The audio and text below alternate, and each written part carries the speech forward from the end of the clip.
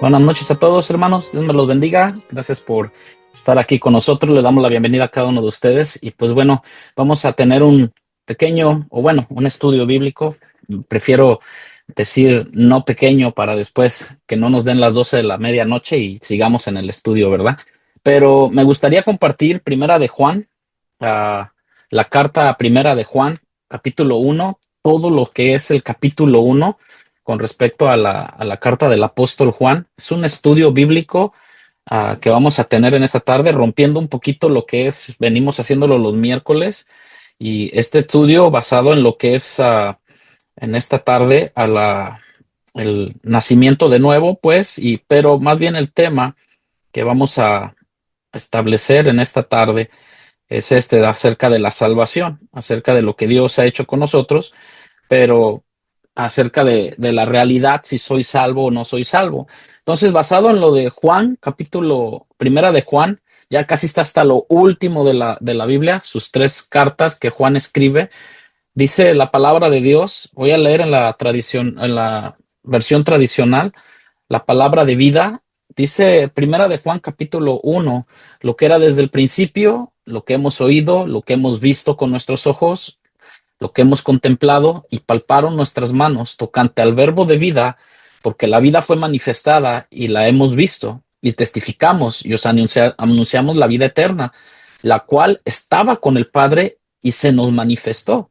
Lo que hemos visto y oído, eso es anunciamos, para que también vosotros tengáis comunión con nosotros, y nuestra comunión verdadera es con el Padre y con su Hijo Jesucristo. Estas cosas os escribo para que vuestro gozo sea cumplido. Este es el mensaje que hemos oído de él, dice Juan. Y os anunciamos, Dios es luz y no hay ningunas tinieblas en él. Si decimos que tenemos comunión con él y andamos en tinieblas, mentimos y no practicamos la verdad. Pero si andamos en luz, como Él está en luz, tenemos comunión unos con otros, y la sangre de Jesucristo su Hijo nos limpia de todo pecado. Si decimos que no tenemos pecado, nos engañamos a nosotros mismos y la verdad no está en nosotros. Si confesamos nuestros pecados, Él es fiel y justo para perdonar nuestros pecados y limpiarnos de toda maldad. Si decimos que no hemos pecado, le hacemos el mentiroso y su palabra no está en nosotros.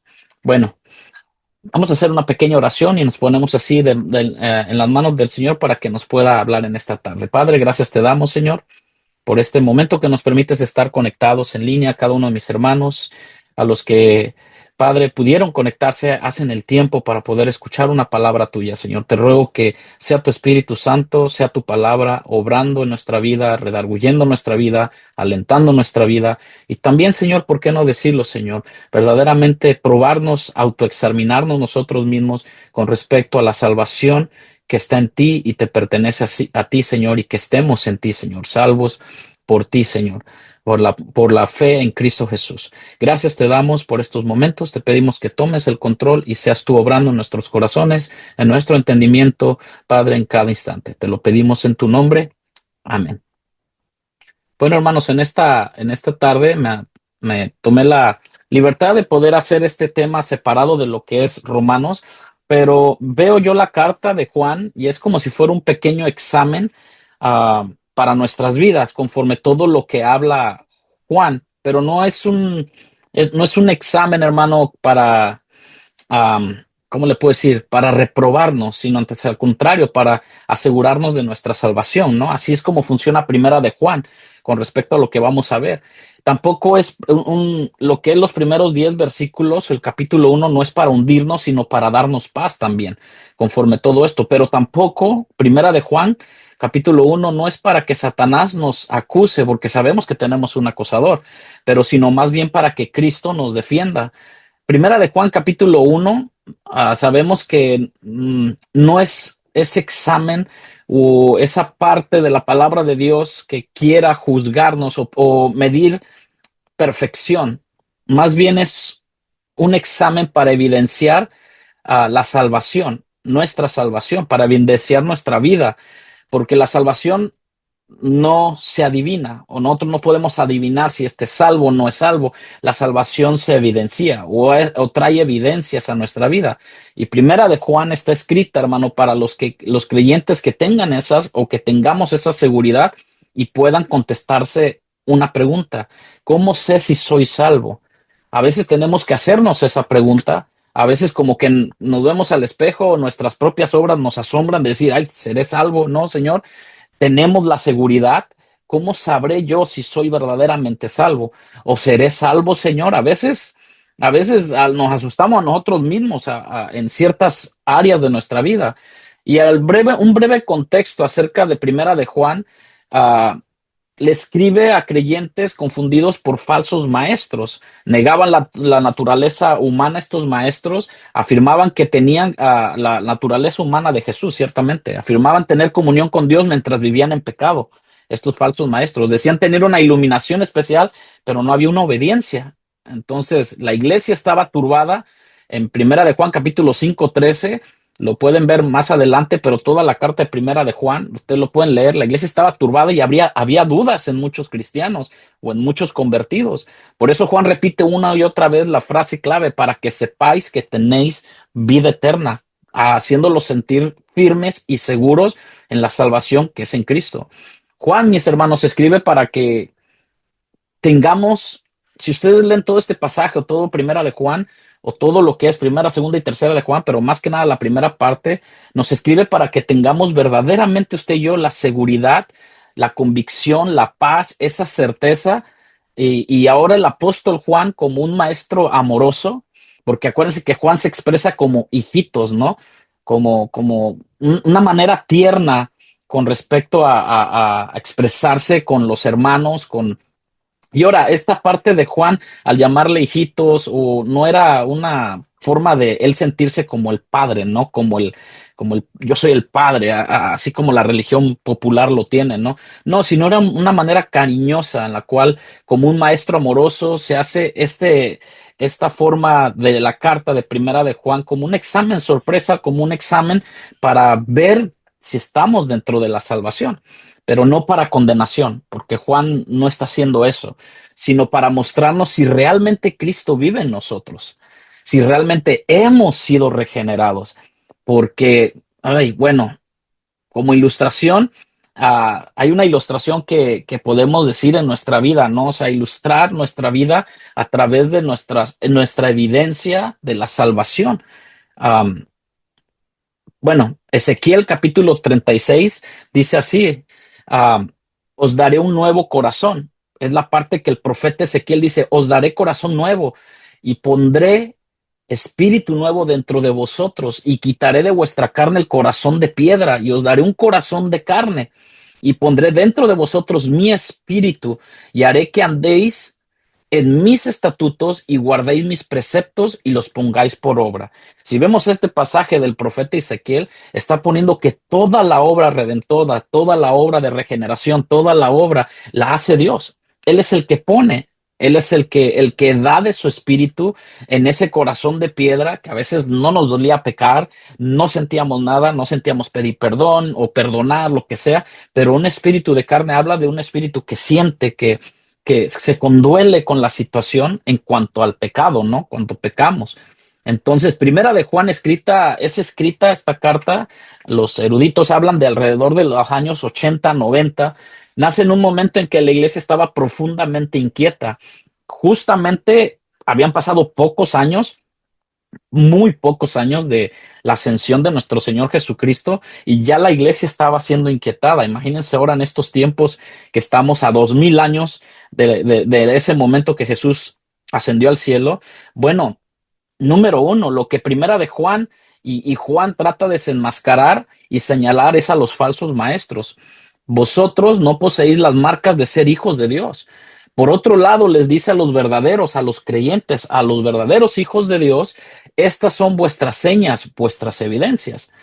Algunos falsos maestros en aquel tiempo, mis amados hermanos, habían salido de entre ellos. Entonces, cuando los apóstoles dijeron, salieron de nosotros, pero no son de nosotros. Y eso es lo que a veces cuesta trabajo entre el cristiano, identificar lo verdadero de lo casi verdadero, porque hay que identificarlo, ¿no? Pero Juan trata de ratificar, de darle fuerza al creyente que verdaderamente es salvo. A personas que afirmaban tener un conocimiento especial, trata Algunos falsos maestros habían salido de entre ellos afirmando tener conocimiento especial. Juan trata de exponer esto, ¿no? También Juan trata de exponer de que esta gente pensaba que tenía una espiritualidad superior a los verdaderos, ¿no? Pero que negaban verdades esenciales del Evangelio, especialmente que Jesús era el Hijo de Dios, hecho carne. Tan solo, tan sencillo como eso, no lo aceptaban. Eso causó confusión en muchos creyentes. Es más, también acuérdense que el judaísmo también se quiso volver a querer meter dentro del pueblo, pues también judío, pero ya habían sido libres de eso. Entonces, eso causó confusión o causaba confusión, incertidumbre y miedo espiritual a muchos creyentes. Comenzaron a preguntarse, bueno, ¿estamos realmente en la verdad?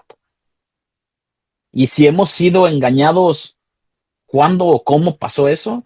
¿O cómo sé yo que soy salvo? Cuando nos miramos al espejo, lo que hemos estado hablando últimamente el domingo, ¿no? Cuando el hombre prudente e insensato, ¿no? O sea, verse al espejo, ¿cómo puedo tener esa seguridad en mi corazón? Perdón, ¿cómo puedo tener esta seguridad cuando mi corazón me condena, cuando pecamos y sentimos eso de que he pecado y seré salvo o no seré salvo? O sea, ¿de qué depende mi salvación? Tenían esa preocupación, tenían esa duda en aquel tiempo, como hoy en día puede pasar, de la acusación interior y del temor de ser rechazados por Dios. Por eso mucha gente a veces ha aceptado a Cristo, pero sigue esclavizada en que he pecado y no, yo no me voy a poder restaurar, yo no puedo, yo no, Dios nunca me va a perdonar y sigue con esos pensamientos, ¿no? Por eso Juan escribe esta carta y lo hace como un pastor anciano, tierno, firme. ¿Para qué? Para callar las dudas. Primera de Juan capítulo 1 es para callar las dudas, silenciar al acusador, porque si, ciertamente tenemos a alguien siempre que está acusándonos y a veces muchos de nosotros podemos ser movidos por nuestra carnalidad a ser también acusadores, a ser también uh, ese tipo de instrumento de Satanás, así como Pedro, que quiso estorbar a Cristo. Bueno, y pues bueno, Cristo era, o sea, le dijo, apártate de mí, Satanás. Y a veces por nuestra carnalidad o por nuestra falta de convicciones y de muchas cosas, nos vemos movidos a dar eso, ¿no? A ser acusador y dar la seguridad plena a los hijos de Dios. Es lo que Juan trataba de hacer. Juan no escribe para hundir. Si ustedes ven todo el versículo, los versículos que leímos, sino para afirmar al pueblo de Dios, afirmar a los hijos, no para generar terror tampoco, porque el cristiano, el único temor que debe tener es a Dios. Nada más. Nuestro temor, nuestra reverencia hacia Dios, todo lo demás que el hombre quiera destruir nuestra vida y todo, no podrá tocar nuestra alma porque ya le pertenece a nuestro Señor Jesucristo. Amén. Sino Juan escribe para traer consuelo. No lo hace para examinar al creyente, para reprenderlo tampoco, sino para mostrarle con claridad los frutos que confirman la obra de Cristo en su vida. Es para que nos demos cuenta que tenemos que tener evidencias de nuestra salvación. No podemos tener 20 años, 15 años, 5 años. Si se dan cuenta, empecé de arriba para abajo. Uh, en el conteo. ¿Por qué? Porque a veces podemos decir, no, pues tengo tanto, pero sigo en lo mismo. No hay una evidencia, seguimos hablando como el mundo, seguimos accionando como el mundo, seguimos, no sé, o sea, cuando alguien dice mi mejor amigo es alguien del mundo, tenemos que tener cuidado con eso. Ahora, que hay personas morales, que hay personas muy buenas y todo, cuando sabemos que a veces, híjole, o sea, está bien, no me malinterprete, pero supuestamente la iglesia, la que mora en el cuerpo de Cristo, pues debemos de ser nosotros la familia de la fe, ¿no? La que nos debemos de exhortar, animar y amarnos y soportarnos, ¿no? Y claro, al mundo, pues lógico, al mundo hay que evangelizarlo, hay que enseñarle, hay que vivir de esa manera para que puedan ver. Sino Juan trata de mostrar con claridad los frutos que confirma la obra de Cristo en nuestra vida. Juan quiere, hermano, que sepan, no que supongan ni que imaginen, a que esperen uh, tenuemente, o sea, que sea esto, sino que sepan que tienen y tenemos en primera de Juan 5:13 que usted y yo tenemos vida eterna. Amén. O sea, nosotros creemos por la fe que tenemos vida eterna y hemos sido salvos de la condenación eterna. La salvación deja señales, deja marcas. La salvación deja evidencias. Por eso dice el viejo hombre. Esas son las señales de la carne del viejo hombre, pero ahora Él nos ha hecho una nueva criatura y Él conforme la nueva criatura va dejando marcas, evidencias y señales. Y Juan nos da algunas evidencias, por decirlo, en la doctrina, en la enseñanza, que creo sobre Jesús. ¿Qué creemos usted y yo sobre Jesús? A lo mejor esta enseñanza puede ser algo básico, muy práctico y sencillo, pero primera de Juan capítulo 4 versículo 2 y 3, usted puede apuntar los versículos. Dice, en esto conoced el Espíritu de Dios. Todo espíritu, hablando de, aquí espíritu es toda persona, toda carne, todo, sí, toda alma o ser viviente, pues que confiesa. Acuérdense que aquí los animales, pues no pueden confesar, ¿no? O sea, no, sino todo espíritu que confiesa que Jesucristo ha venido en carne es de Dios.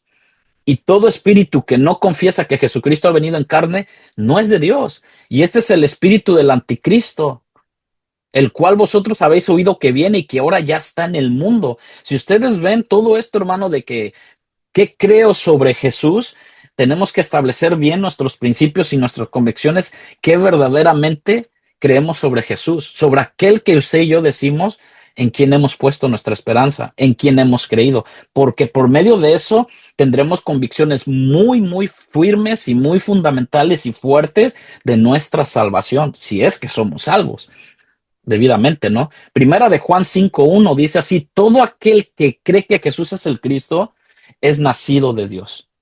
Y yo aquí digo, amén, ¿verdad? Soy nacido de Dios, pero creer. Si ve, no está anteponiendo obras ni nada, sino dice todo aquel que cree que Jesús es el Cristo. Y es una parte parecida al cree, es de tal manera amó Dios al mundo que dio a su Hijo unigénito para que todo aquel que en él cree tenga vida eterna. La vida eterna es Dios mismo, la vida eterna es Jesús mismo, la vida eterna es el Espíritu Santo mismo. Y dice 1 Juan 5:1, y todo aquel que ama al que engendró, ama también al que ha sido engendrado por él. Juan afirma, hermanos, que todo aquel que confiesa que Jesucristo ha venido en carne es de Dios. Y creo que esta es la parte doctrinal de la enseñanza cristocéntrica. Creer que Cristo vino en carne, se hizo hombre y vivió en este mundo entre nosotros como divino, pero también como un ser humano. O sea, vivió como usted y como yo. El primer examen que podemos ver en Juan es ¿qué hacemos con Jesús?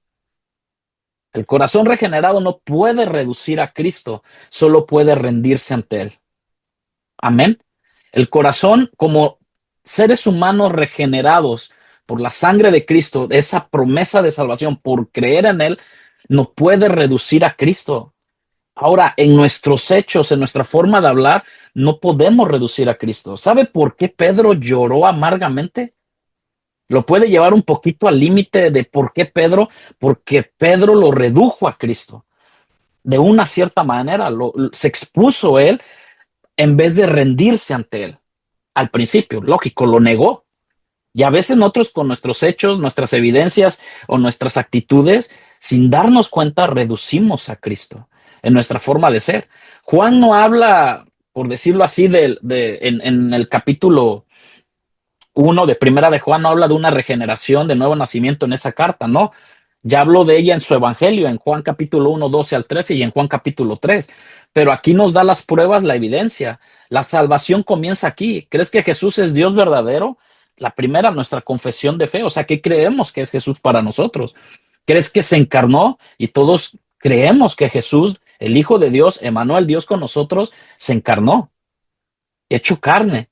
¿Crees que es el único Salvador? No hay nadie más sino Él. ¿Confías completamente en su obra o tratamos nosotros de añadir cosas para ganarnos su favor y la salvación? Pues no podemos, en ninguna manera. Entendemos esto perfectamente cuando dice que confiesas, que proclamación sale de tu boca sobre Jesús, mi amado hermano, y qué proclamación sale de tu vida sobre Jesús.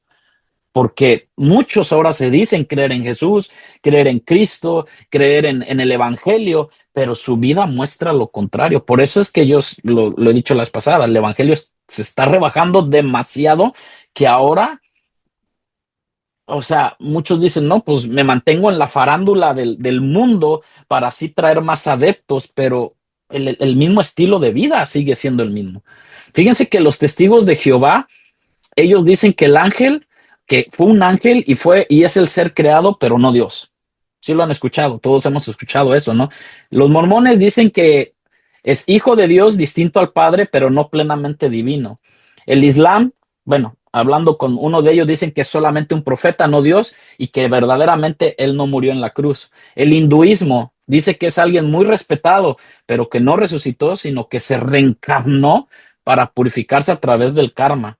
El budismo, el budismo dice que él fue un gran maestro, un iluminado con un potente mensaje de amor. Y déjeme decirlo, hermano, que si escudriñamos bien en muchas áreas del cristianismo, está metido este tipo de doctrinas, están metido este tipo de ideas. Bueno, desde un principio Pablo ya estaba batallando con esto, y Juan y Pedro, ciertas cosas, en ciertas ideas, en ciertas doctrinas. El humanismo, ¿qué dice, hermano? Es un buen maestro moral, un ejemplo ético. Algunos dicen, no, yo voy a la iglesia porque ahí está bien. O sea, te enseñan a ser una buena persona, te enseñan a ser una persona ética, respetuosa, pero no lo ven como el Señor ni Salvador. Fue un buen hombre y ahora lo ponen como el Jesús revolucionario, el Jesús que revolucionó. Lo ponen con los hippies, lo ponen con el Jesús de los motociclistas y todo eso, y tiene uno que tener cuidado con todo eso. El Jesús reggaetonero, el Jesús buena onda y todo eso, ¿no? Pero también entre todo esto, si han visto ustedes películas, por no mencionar algunas, pero tengo unos nombres de algunas que dicen la última tentación de Cristo. Jesús duda de su divinidad en esas películas, fantasea con matrimonio y vida moral, Jesús. Hay películas que a lo mejor el Evangelio según San Jesucristo, también está esa película por ahí en YouTube, es el Jesús humano, cuestiona a Dios y misión redentora. Imagínense, el Código Da Vinci, ¿cuántos han visto esa película, no? El Código Da Vinci de Dan Brown, Jesús estuvo casado con María Magdalena, ¿no? Su divinidad es muy cuestionada. Y bueno, y me puedo pasar muchos así, pero hay pensadores también. Algunos pensadores y filósofos más notorios dijeron lo siguiente. Un biólogo dijo estas partes acerca de Jesús. Jesús es un personaje mítico y simplemente un hombre moral, pero no Dios. Dios no nos quiere simplemente que seamos unas personas con buena moral, sino que seamos nacidos de nuevo a la imagen y semejanza de nuestro Señor Jesucristo. Amén. Y Dios va mucho más allá de la moral. Otro escritor dice, Jesús no es un salvador divino. La historia exagera. Él es solo una figura ética. Otro dijo por ahí, un erudito bíblico, Jesús no se veía a sí mismo como Dios. La divinidad se añadió después por la iglesia. Imagínense. Otro por allá dice Dan Brown, un autor, dice, el Código Da Vinci dijo esto, Jesús estaba casado y su divinidad fue inventada, no es el Hijo de Dios. No sé si ustedes han oído a los padres de la psicología Sigmund Freud dijo que Jesús es un mito o un ideal psicológico, no una realidad sobrenatural. Friedrich Nietzsche dijo esto, Cristo es un símbolo moral que refuerza la debilidad humana, no una figura divina real. Fíjese, todo esto está metido ya en cuando dice la Biblia, el espíritu del anticristo, todo esto es lo que está alrededor de nosotros. ¿Quién es Jesús para nosotros, no?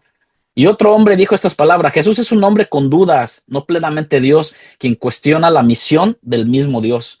La realidad es que también hubo un personaje, Mahoma, dijo, si Dios no tiene misericordia de mí, no tengo esperanza. Cuando Jesús mismo dijo, si no crees en mí, morirás en tus pecados. ¿Sí ves la diferencia? Mahoma, otro hombre dijo esto, Confucio, nunca dije que yo era santo, pero Jesús dijo, ¿quién de vosotros me redarguye de pecado? Jesús era santo, no había pecado. Y Buda dice, soy alguien en busca de la verdad, mas Jesús dijo, yo soy la verdad. Y la verdad los hará libre. Ese es nuestro Cristo, ese es nuestro Jesús. El mundo tiene estos pensamientos, estos hombres llenos de mucha sabiduría, pero hasta ahí topan. Jesucristo sobrepasa. Jesucristo es la sabiduría de Dios. Jesucristo es el principio de todo. Es el alfa y el omega. Él es nuestro Dios y nuestro Señor. La segunda parte que podemos hablar con respecto a nuestra situación de si soy salvo es en la moral. ¿Cómo vivo? ¿Cómo vivimos? Y es aquí donde a lo mejor enfrentamos muchas situaciones. No nos cuesta trabajo confesar a Jesús, no nos cuesta trabajo, hice mi oración de fe, yo pasé al frente y bueno, todo esto, que no está mal, no me lo tomen mal, sino que no es poner nuestra confianza en una oración de fe, es poner nuestra confianza plena en la fe en Cristo Jesús, que Él es el autor de todo eso, ¿no? Un pastor uh, y teólogo alemán, figura clave de la resistencia cristiana contra el nazismo en el año 1943, fue fundador de comunidades de iglesias clandestinas y anunció públicamente la ideología nazi. Fue abiertamente, o sea, se atrevió a declarar esto, arriesgando su vida por obedecer a Dios. Fue arrestado en 1943 por conspirar contra Hitler o contra este hombre que se mandaba en aquellos tiempos, por ayudar a judíos a escapar. Allí pasó más de un año en prisión, aislado y bajo condiciones verdaderamente extremas. Y bueno, ustedes han visto películas con respecto a todo esto, ¿no? Podía haber cedido, colaborado y renunciado a sus principios para salvarse, pero nunca lo hizo.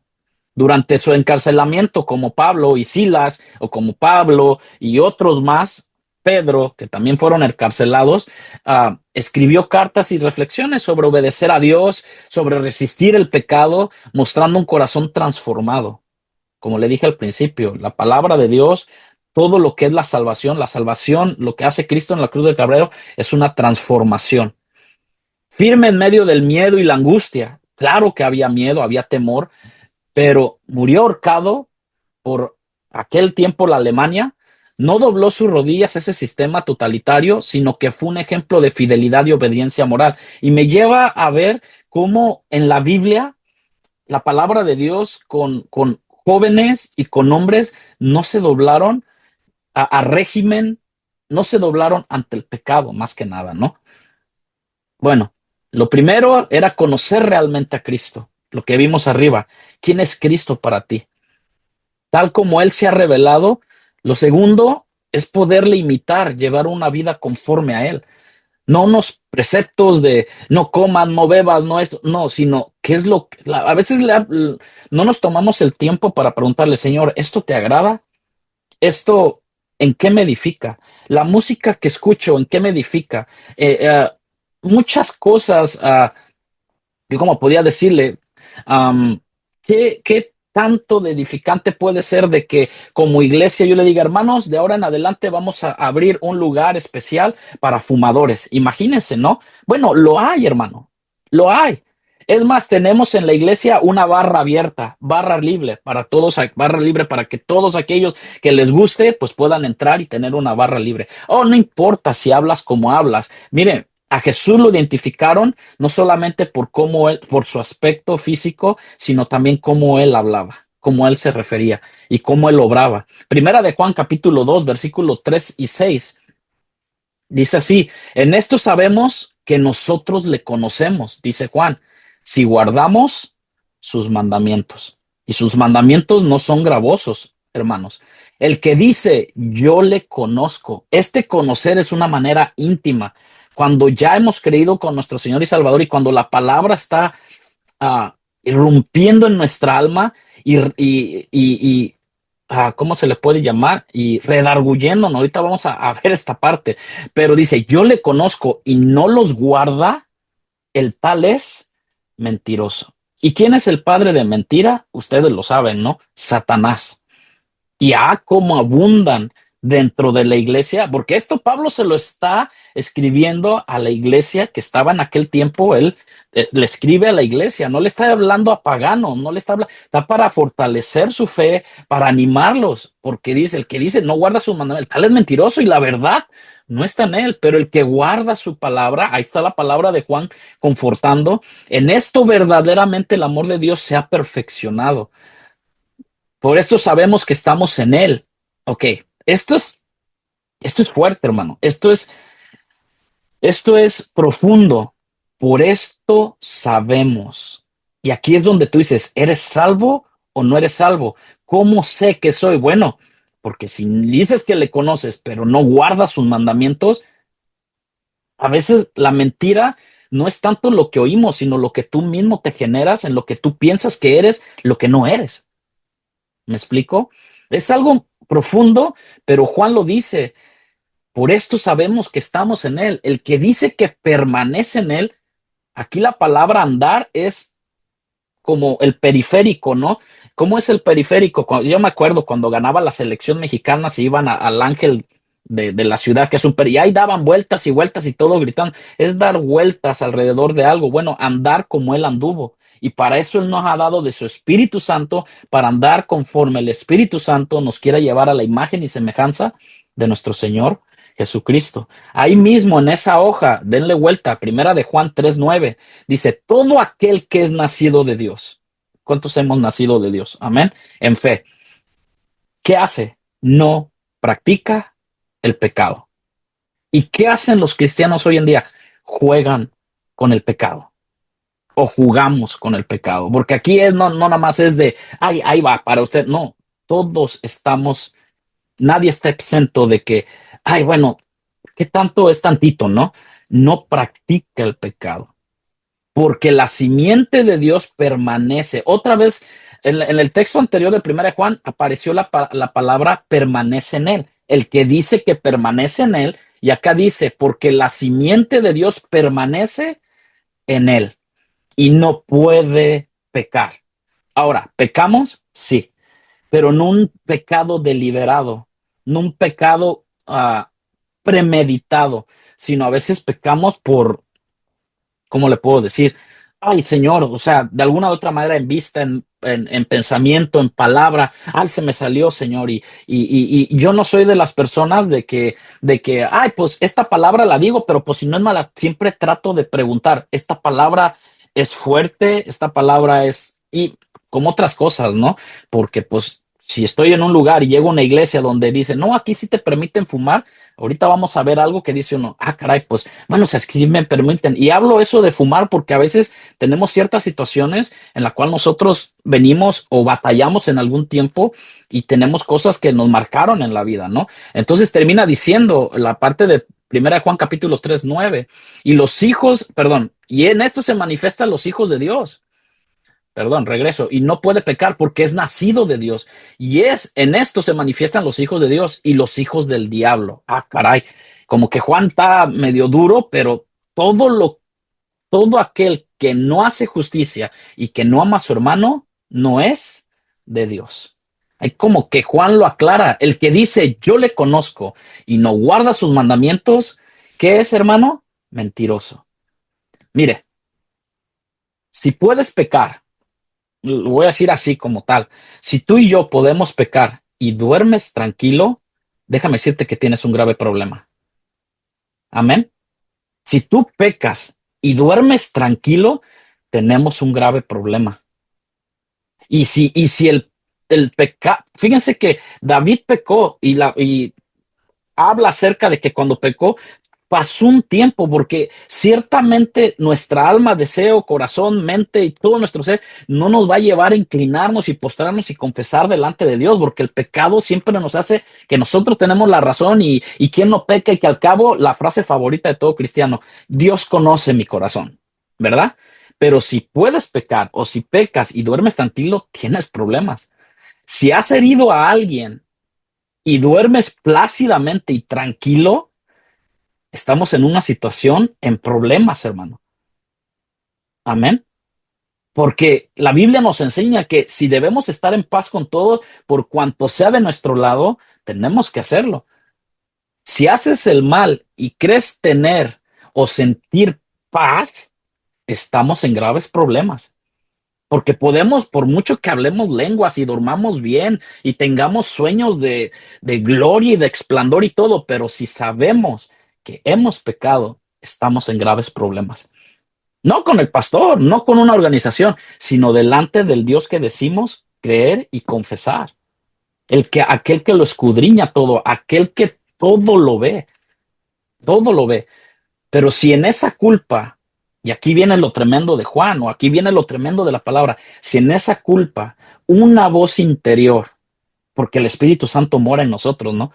A veces hasta te asusta decir, ay, caray, yo puedo decir, así tenemos la conciencia, ¿no? Cuando decimos, y a veces es el Espíritu Santo, esa voz interior que mora en nosotros, dice que eso no está bien.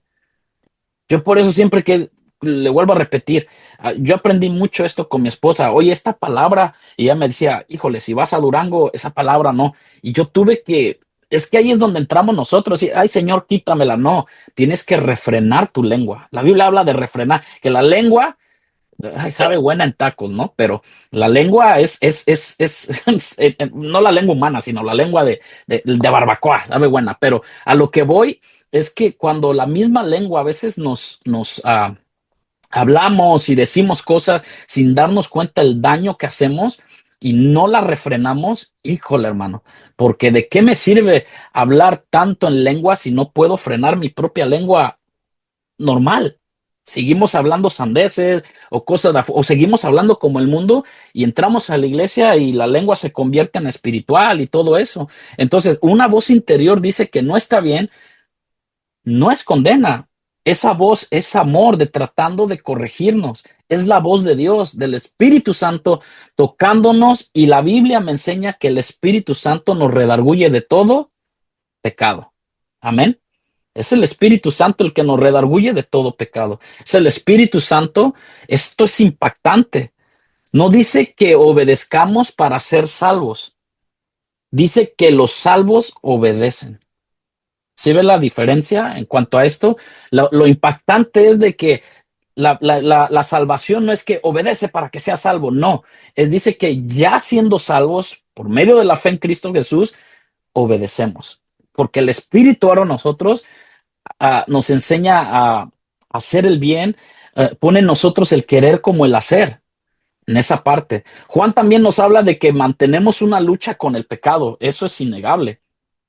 Pero que el pecado no va a ser el estilo de vida del cristiano, que no es un patrón y que nuestra vida no se acomoda al pecado. Pareciera que ahora la iglesia ha adoptado como que algo normal de que, oh, pues sí, pues el hermano ya tiene una, ya tiene dos, ya se fue con aquella, ya se fue con la del grupo, ya se fue con la ujier, ya se fue con la niñita y todo, y lo ven normal y lo acomodan y no hay problema. Y ahora el problema es de que como siervos o líderes o pastores y todo, es no me toquen a tal hermano porque pues es el que más da, pero hermano, pues ¿cómo? Si tiene tres mujeres o son dos mujeres y un camino, ¿cómo le va a hacer ahí?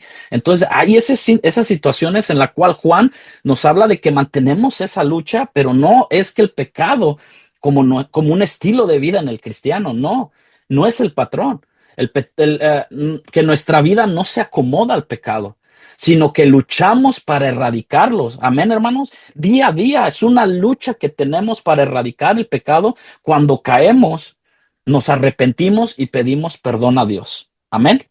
Porque si alguno hubiere pecado, fiel abogado tenemos con el Padre. Primera de Juan capítulo 1, versículo 6 al 10 que acabamos de leer. Si decimos que tenemos comunión con Él y andamos en tinieblas, mentimos y no practicamos la verdad. ¿Y cuál es la verdad? Pero si andamos en luz, como Él está en luz, sabe que muchos de nosotros o muchos de los el cristianismo moderno ahora no quiere venir a la luz para que sus obras no sean expuestas.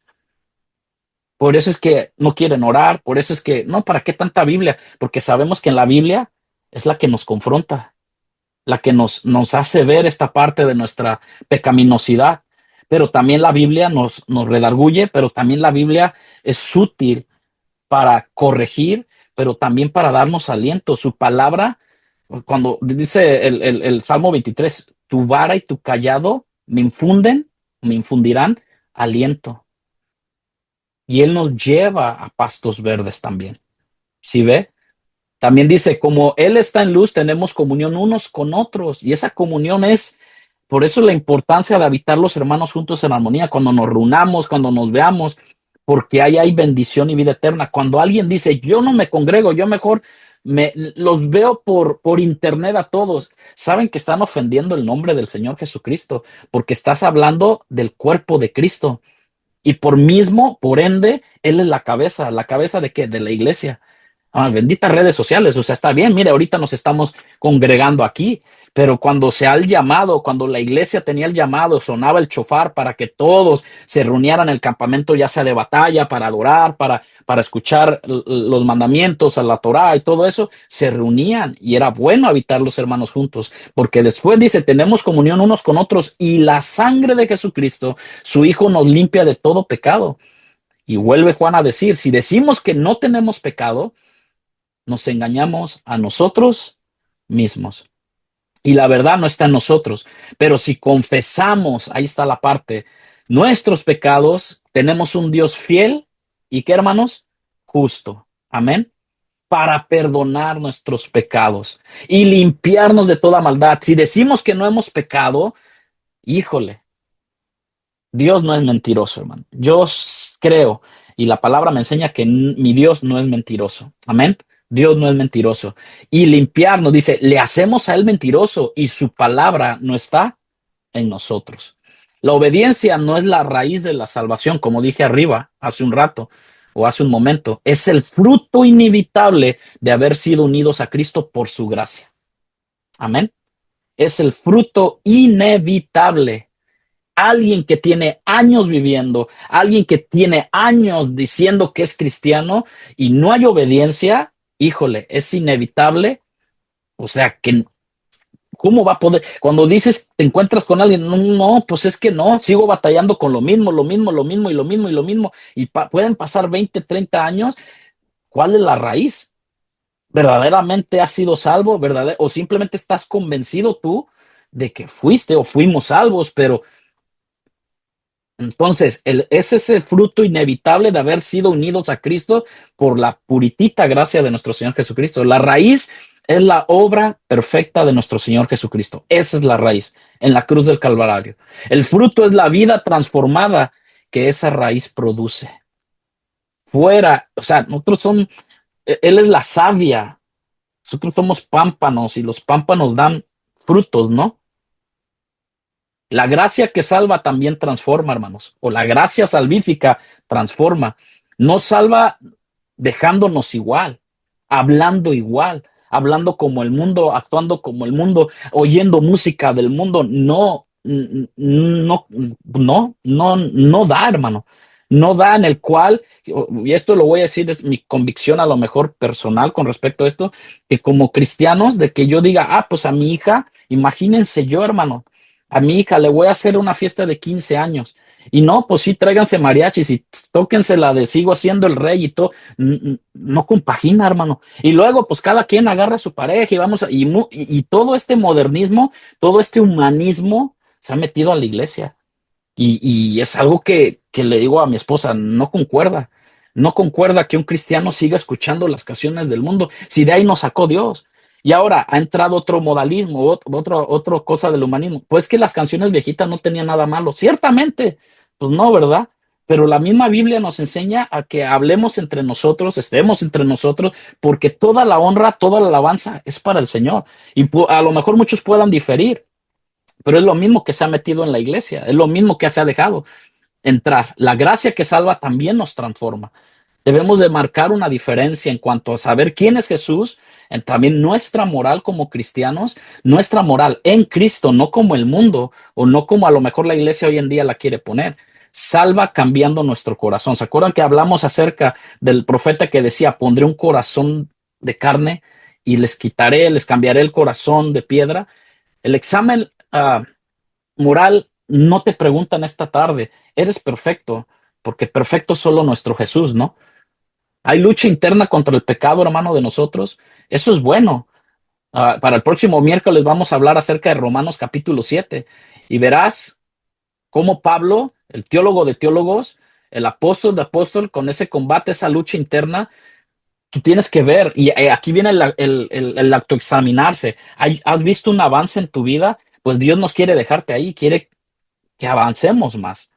Hay deseo de obediencia, hay deseo de seguir a Cristo, tu Señor, hay deseo de honrarle, toda tu vida está siendo moldeada por Cristo, te estás dejando moldear. ¿Qué piensan ustedes? En lo social, otra evidencia que podemos hacer en lo social, el amor, a quién yo amo, a quién nosotros amamos.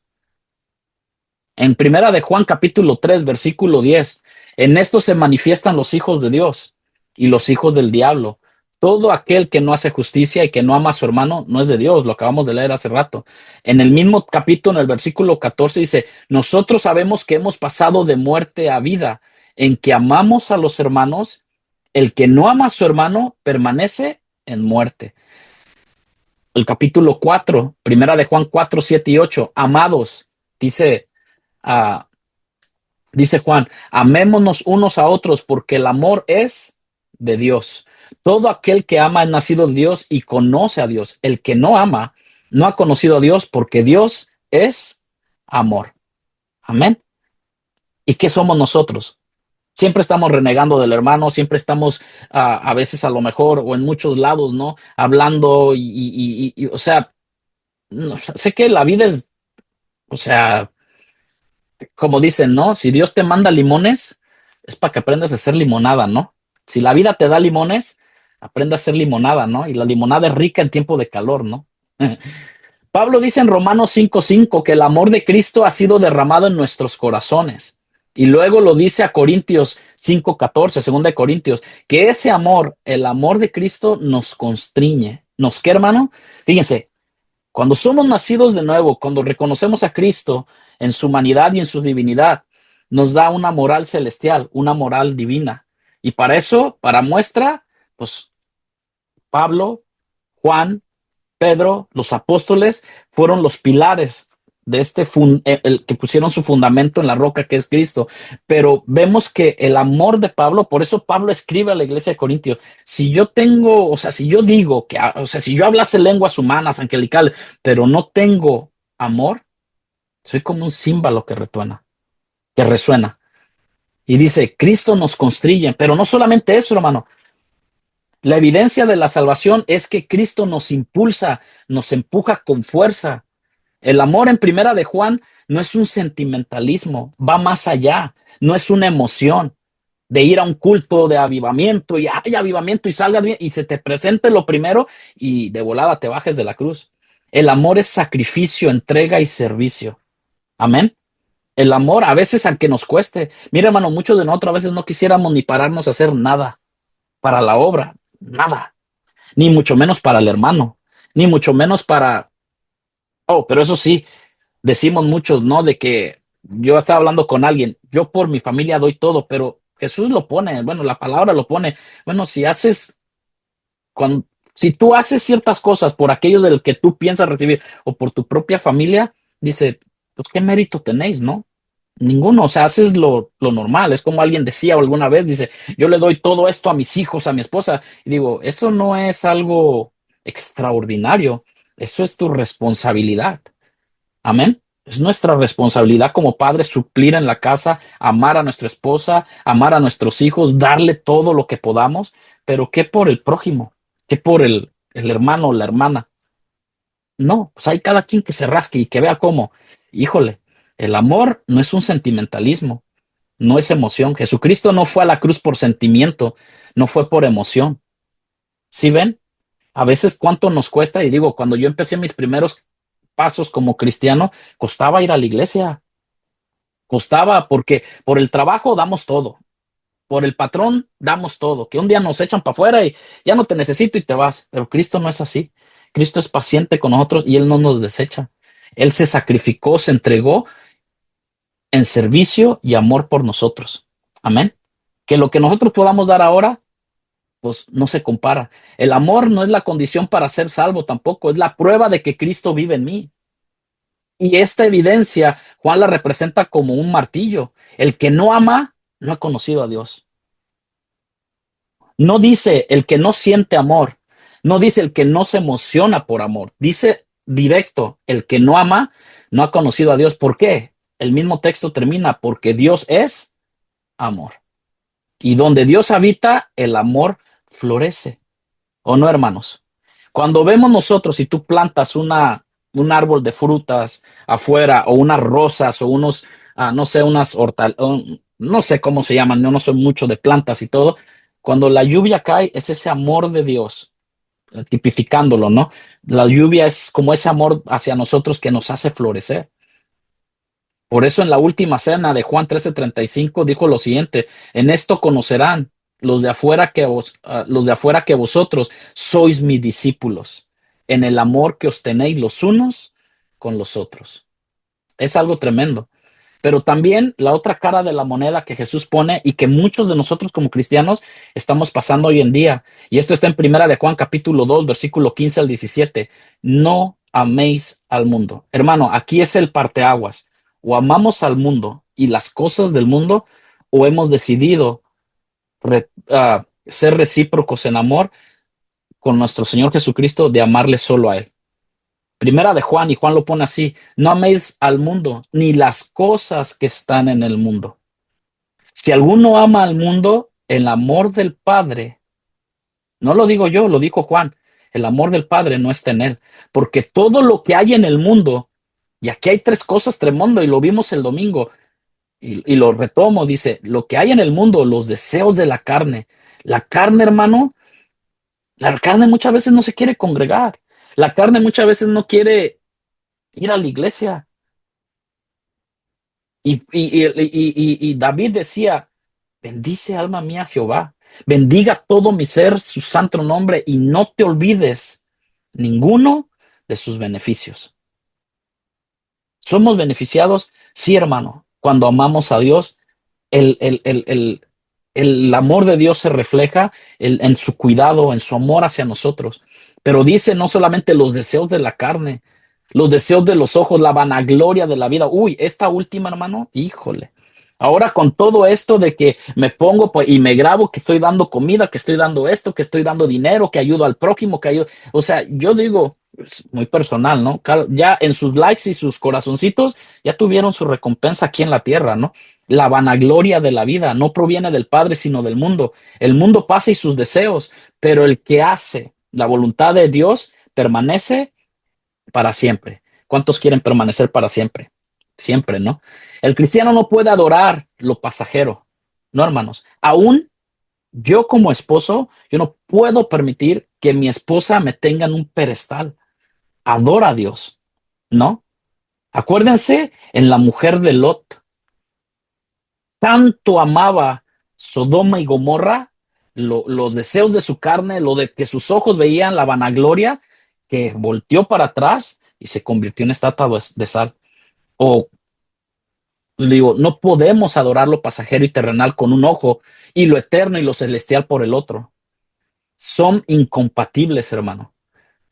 Dios o el mundo, elige. O escuchas la música del mundo para deleitarte tus oídos, tu mente, para deleitar la carne, o pertenecemos a Dios en consagración, en santificación, pues hemos sido arrancados del mundo y trasladados al cielo por creer en Cristo Jesús y su salvación. Vivimos aquí, pero recuerda que eres un embajador del cielo, del reino de Dios.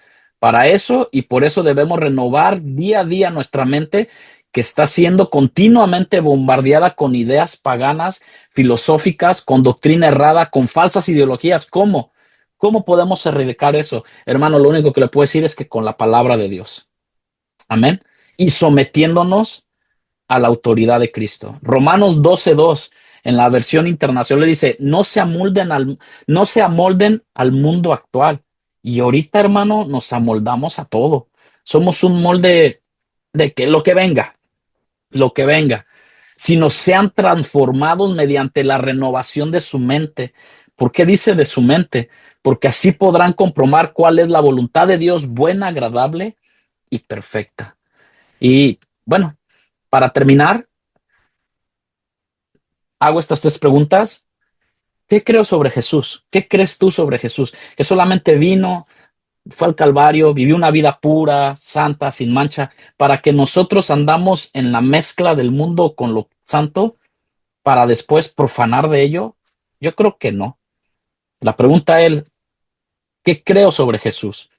Verdaderamente Él es tu Dios, Él es tu Salvador, pero la otra, Él es tu Señor. ¿Cómo vivo? ¿Verdaderamente soy salvo? ¿Cómo yo vivo la nueva vida en Cristo? Para con mis mismos deleites y deseos del viejo hombre, es no compagina, hermano. Hay un deseo nuevo de obedecer en ti, de decir, créame, esa frase de borrón y cuenta nueva para el cristiano no va, porque está diciendo borrón y otra cuenta nueva. Veme apuntando otra vez las veces que te voy a fallar. En Cristo es borrón y mis pecados fueron echados a lo más profundo de la mar. Tengo una nueva vida en Cristo. Y si llego a pecar, dice que yo tengo ese abogado que intercede ante el Padre y vengo ante el trono de la gracia para que Él, con su gracia salvífica, con su gracia perdonadora, Él nos lleve más y más a esa imagen de nuestro Señor Jesucristo, que es el Espíritu Santo en nosotros. Hay un deseo nuevo. ¿Cómo vivo yo? Hay un deseo nuevo de obedecer. El pecado es mi enemigo y lucho cada día contra él, o el pecado se ha hecho mi aliado y marca el patrón de mi vida. ¿Qué tú piensas, hermano? ¿Cómo lees? Ahora sí, como la pregunta, ¿no? En los evangelios, ¿cómo lees? Le preguntó a Jesús, ¿cómo lees la palabra? No, si todo esto lo que hablamos en esta noche, algo Dios te ha ministrado, es simplemente, créeme, para animarte, para decirte estas palabras de que si el pecado es mi enemigo y lucho cada día contra él, ciertamente, o el pecado es mi aliado y marca el patrón de mi vida, ¿y a quién amo?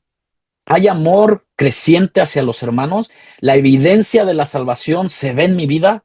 Anhelo estar en su casa, anhelo estar con mis hermanos, anhelo hacer esas obras de bien que Dios dejó y las preparó para que anduviésemos en ella, o simplemente prefiero seguir escondido en las tinieblas. O hay un apego, un amor por el mundo, una búsqueda de que el mundo nos apruebe y nos reconozca. ¿Sí ve eso? De que no, es que si no voy a tal fiesta y es que si no voy y cumplo con ellos, es que ¿qué van a decir? Es que no estamos para agradar al mundo, estamos para agradar a Dios. No son preguntas para condenar, créame hermano, son preguntas para mostrar evidencia de una vida en santidad y salvífica por Dios. Son el examen que acalla la voz del acusador. Cuando Satanás venga a decirte, no eres salvo, eres un fraude. Se han topado con gente así, mira tú que dices que eres cristiano, eres un fraude, eres un mentiroso, tú no has sido salvo. A ver, ¿qué me puede decir? Bueno, vuelve a leer Primera de Juan capítulo 1. La abres y señalas con el dedo y dices, aquí están las evidencias. La obra de que Cristo empezó la está completando en mi vida. Amén. La está completando hasta perfeccionarnos. Déjame decirte esto, la seguridad de la salvación, hermanos, ya termino con esto, no descansa en tus evidencias tampoco. Ah, caray, entonces, ¿de qué hablamos? Podemos decir, ¿no? No, sino en la obra perfecta de Cristo Jesús en la cruz del Calvario, por su gracia. Pero las evidencias solo apuntan al Salvador, porque hemos sido salvos, porque Cristo vivió la vida que tú nunca podrías vivir. Amén. Esa vida santa y consagrada, Él la vivió y por su gracia, Él se la derramó sobre nosotros. Cristo murió la muerte que tú merecías morir, que nosotros merecíamos. Cristo resucitó para darte vida y vida en abundancia. Cristo intercede hoy por ti y por mí, y Cristo volverá para culminar esa salvación. Y por eso alzamos nuestros ojos a los montes, ¿de dónde vendrá nuestro socorro? Nuestro socorro viene de Jehová, quien hizo los cielos y la tierra. Amén. Todo hecho es consumado. Jesucristo dijo en la cruz del Calvario, consumado es. Por eso Juan puede decir, estas cosas os he escrito para que sepáis, primera de Juan 5:13, estas cosas, primera de Juan 1, 2, 3, 4 y termina culminando en 5:13, estas cosas os he escrito para que sepáis que tenéis vida eterna. Amén, hermanos.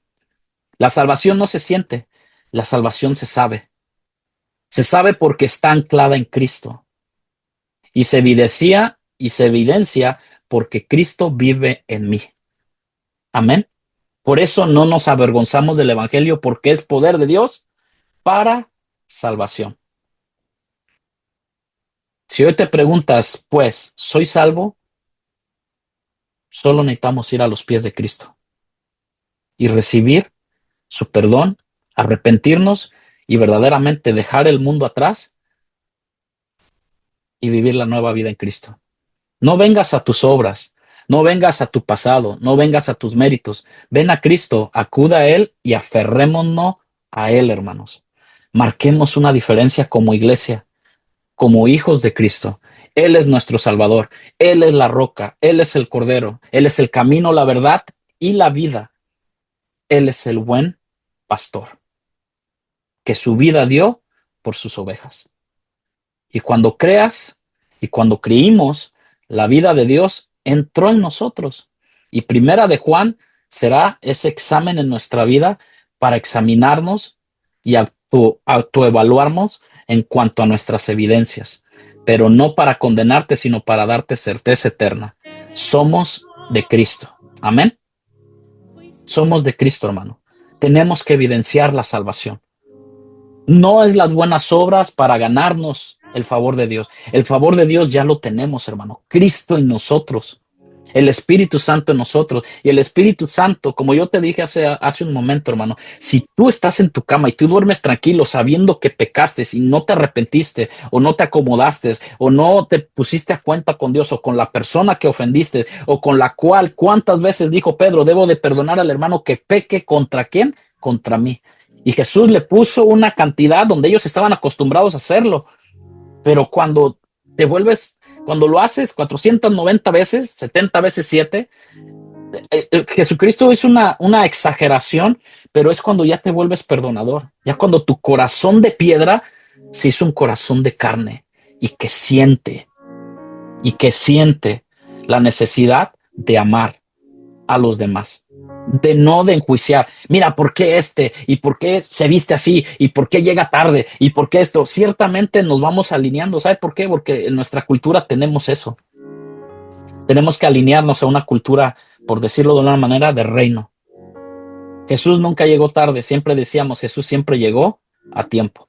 Y cuando algunos sacan, no, con Lázaro llegó tarde. No, con Lázaro no llegó tarde. Jesús le dijo a María o a Marta, no recuerdo bien, ¿no te he dicho que si crees verás la gloria de Dios?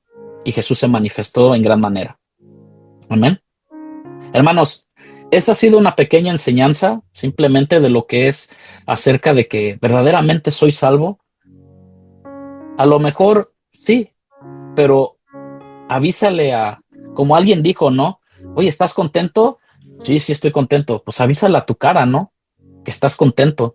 Bueno, en nuestro caso, que nuestras evidencias puedan dar esa luz de que hemos sido salvos, que evidenciamos, que amemos evangelizar, que amemos hablar de la palabra, que amemos hacer el bien aún a aquellos que nos desean el mal y que podamos bendecir a los que nos maldicen y que podamos tener un lenguaje de reino. No solamente se trata de ir hablando en lenguas y saber lenguas y lenguas angelicales y todo, es verdaderamente hablar de reino, palabras de bendición. Amén, hermanos. Disculpen si a lo mejor me pasé un poquito de tiempo, creo que estoy en la hora, pero quiero hacer una pequeña oración ahí donde está y darle gracias a Dios. Y este mensaje, hermano, es para que la salvación esté en nosotros y nuestra salvación está segura en Cristo, porque de Él viene la salvación, de Él viene la gracia y de Él viene el amor. El Padre no tiene, Él es amor para con nosotros. Padre, gracias te damos en esta tarde. Padre, te doy gracias porque tú has sido misericordioso, glorioso, eterno Dios soberano. Gracias por la vida de cada uno de mis hermanos. No queremos ser una iglesia, Señor, como muchas hay, pero también sabemos que hay unas iglesias, hermanos en la fe, que son dignos, Señor, de identificar, de poder decir, es un varón de Dios, es una sierva de Dios, porque no solamente lo hablan, sino que lo viven, Señor. A esa estatura queremos llegar, a la estatura de Cristo, a la estatura Padre, de una u otra manera llegar como Juan, como Pablo, como Pedro, Señor, como los primeros cristianos, Señor, que evidenciaban por medio de sus frutos, de sus obras, la fe salvadora, Señor. De que no solamente eran palabreros, sino eran personas que vivían la fe, que amaban la fe, que amaban, Señor, el amarte y dar su vida, Señor, si fuera posible, por el Evangelio, Señor. Que nuestra forma de hablar, nuestros pensamientos, nuestros ojos, que la vanagloria de la vida y de este mundo no nos consuma, y no permitamos, Señor, que el mundo y su música y sus deseos y las pasiones que hay allá afuera nos podamos, Señor, involucrar en ese tipo de cosas. Y si algún día lo hemos hecho, o algún día, Señor, de aquellos pecados ocultos que no me son aún revelados, que podamos tener la humildad y el valor de reconocerlos, que si hemos pecado, sabemos que tenemos un fiel abogado, Señor. Que podamos ser reconciliadores, que podamos ser, Señor, esos administradores y esos embajadores, Señor, de paz, de amor y de gozo. Gracias por la vida de mis hermanos. En tu nombre, Jesús, en esta noche te damos gracias. Amén.